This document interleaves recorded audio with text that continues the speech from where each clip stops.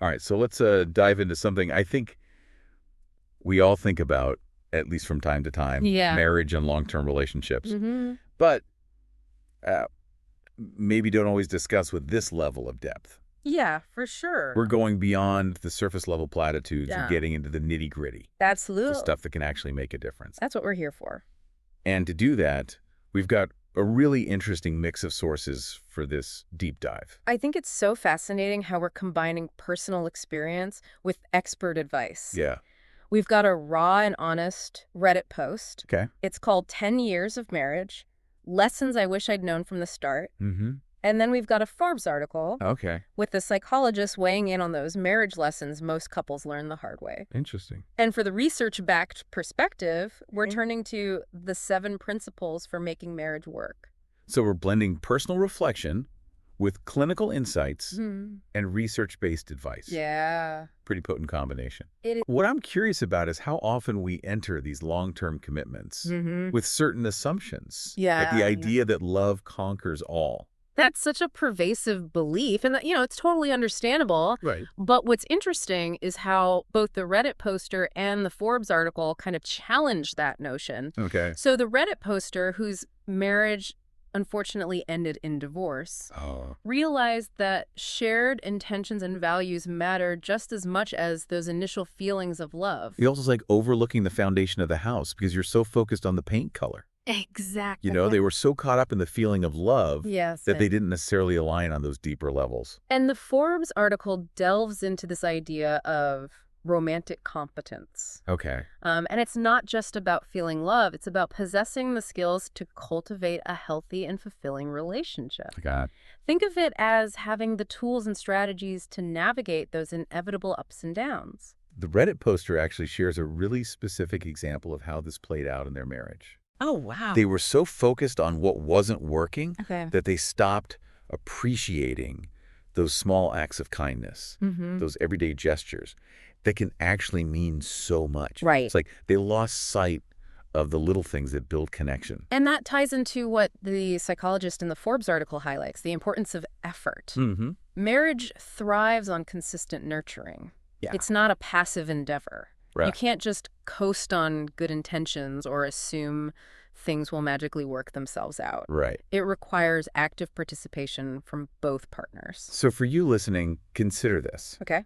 Are there areas in your own relationship where you might be relying a bit too heavily on love to solve everything? That's a good question.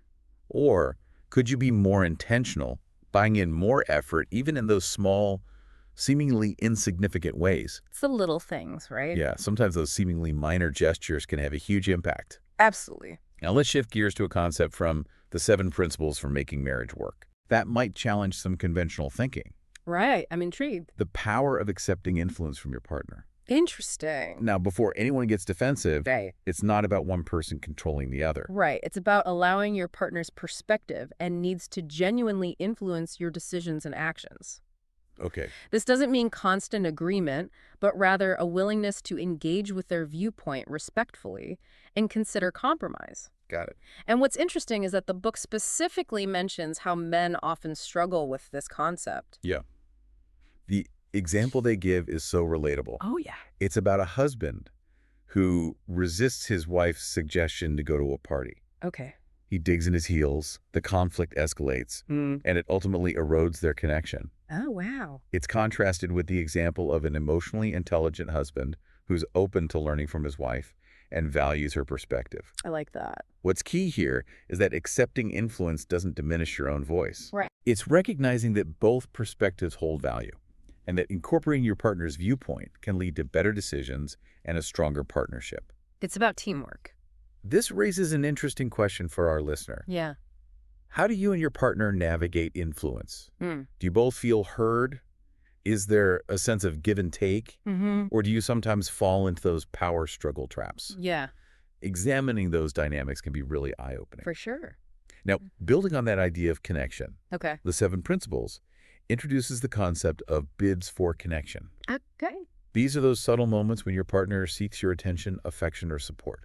Like what? Think of like a tiny invitation to connect something easily missed in the busyness of life. Mm-hmm. It could be a hug, a shared laugh, Yeah. a request for help, Yeah. or even making eye contact when they're talking. Right? They're those seemingly insignificant moments that can actually make or break a connection. Yeah, they can. The book highlights that turning towards these bids strengthens the relationship, while ignoring or rejecting them creates distance. Makes sense. It's not about grand gestures. It's about the consistent small moments that build intimacy. The little things. It's a reminder to be present with your partner, even in those seemingly insignificant moments. Yeah. How do you respond to those bids? Mm-hmm. Do you lean in or pull away? Right. How does it make you both feel? Yeah. It's amazing how such subtle shifts can dramatically impact your sense of connection. Absolutely. Now, let's get real for a moment. Okay. The 7 Principles acknowledges that not all conflicts can be resolved. All right. It's a reality check for those who strive for a fairy tale, conflict-free relationship. That's right. This is where they introduce the concept of perpetual problems. Interesting. Those issues rooted in fundamental differences in personality values or lifestyles. Yeah. These are those recurring arguments that never seem to reach a resolution. I see. Imagine things like different approaches to housework, finances, or even levels of emotional expression. Yeah. The book emphasizes that trying to win these arguments is futile and can even be detrimental to the relationship. Oh, wow. And the Reddit post touches on this too, Okay. with commenters chiming in with their own examples of those classic perpetual problems that keep popping up. Makes sense. For you listening, this is an opportunity to reflect. Can you identify those potential perpetual problems in your own relationship? Mm-hmm. Are there areas where you're constantly trying to change your partner, hoping they'll magically transform into someone else? Right. Instead of trying to solve these differences, perhaps the focus should shift to managing them. Interesting. How can you acknowledge and accept those fundamental differences while maintaining respect and connection? That's the real challenge. Absolutely. Welcome back. We're unpacking all those insightful nuggets about marriage and long-term relationships. And it's interesting because sometimes the simplest advice is the hardest to put into practice. I think that's true. The Reddit poster, for example, emphasized the importance of addressing resentments early on. Yeah, something a lot of us can probably relate to. It's human nature to avoid difficult conversations, right? Right. Just to hope things will magically resolve themselves. Yeah. But what this person realized often, the painful experience, is that those unspoken feelings can fester and become huge obstacles over time. They even talked about how their faith played a role in navigating those tough times. Oh, wow. It gave them a sense of perspective and reminded them of values like patience and compassion, which honestly can be hard to hold on to in the heat of an argument. That actually ties into a key principle from the 7 Principles. Okay. The idea that you and your partner are on the same team. I like that. It's not about winning or being right. Right. It's about working together to find solutions. The Reddit poster wishes they'd focus more on understanding their partner's viewpoint Okay. instead of just trying to prove their own point. And that's where those communication skills we discussed earlier come into play. Yeah. It's about active listening, perspective taking, and finding a compromise that works for both of you. It's also about patience and forgiveness. Yeah. The poster admitted to being quick to point out flaws and mistakes without considering the impact of their words. Right. Something I think a lot of us can relate to, right? Absolutely. And they learned that forgiveness doesn't mean ignoring the hurt. Right. It means choosing to move forward without bitterness. It's that conscious decision to let go of resentment so you can rebuild and strengthen the relationship. Exactly. Now let's bring in the Forbes article for a moment. Okay. It highlights something crucial.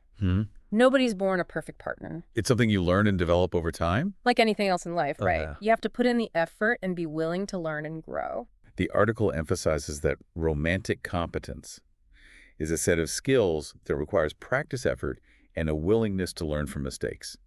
And even when things are good, there's always room for improvement. This reminds me of what we discussed about accepting influence. It's about being open to feedback from your partner and seeing it as an opportunity to grow. And the Forbes article also underscores the importance of conscious effort. Okay. Marriage isn't a passive experience. You get out of it what you put in. They give the example of intimacy, pointing out that it doesn't just magically sustain itself. Right. It requires attention and effort, just like any other aspect of the relationship. It's fascinating how these two lessons from the Forbes article intersect. Okay.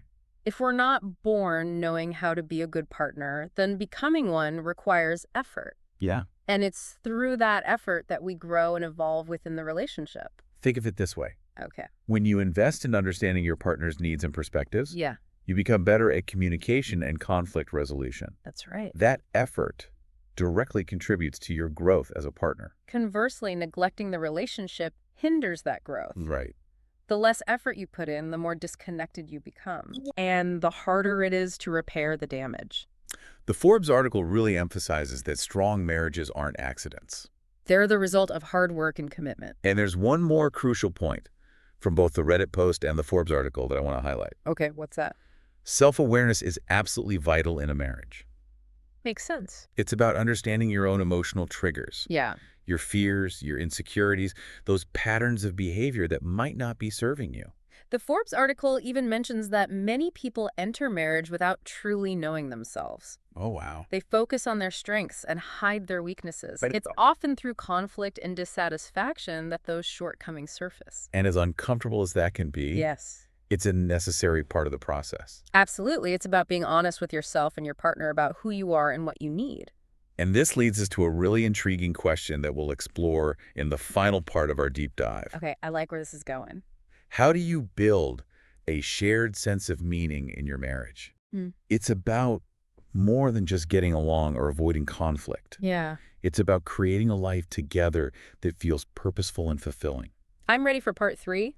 Stay with us. We'll be right back. Okay, so we're back, Back to that big question. ready to tackle that big question. How do you create that shared sense of meaning in a marriage? It's about going beyond just making it work It is. and actually building a life together Yeah. that feels purposeful and fulfilling. The 7 principles refers to this as building a shared meaning system. Okay. It's about tapping into something deeper than just agreeing on finances or parenting styles. It's about those core values and beliefs Right. that shape how you see the world and what you want to contribute to it. And I think this gets to the heart of what makes a relationship truly fulfilling. Yeah, It's about supporting each other's dreams, it is. even those that might seem a bit out there or different from your own. The book actually offers a really interesting exercise to Uh-huh. help couples uncover those deeper dreams. Okay. It involves reflecting on your personal history, Mm-hmm. identifying those aspirations you might have pushed aside, Yeah. and then sharing them with your partner in a safe and supportive space.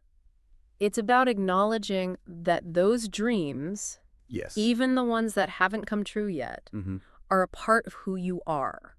Exactly. And supporting those dreams in your partner can be incredibly powerful. They also suggest creating rituals together, both big and small, Okay. that reflect your shared values and priorities. Like what kind of rituals?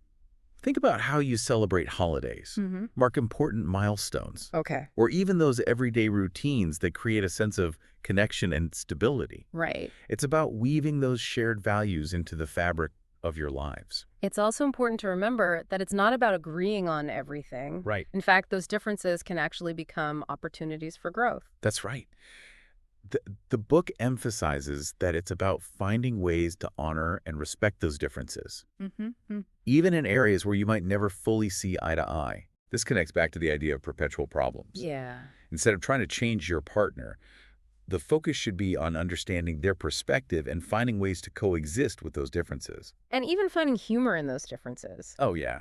Learning to appreciate the quirks that make your partner unique can bring a sense of lightness and playfulness to the relationship.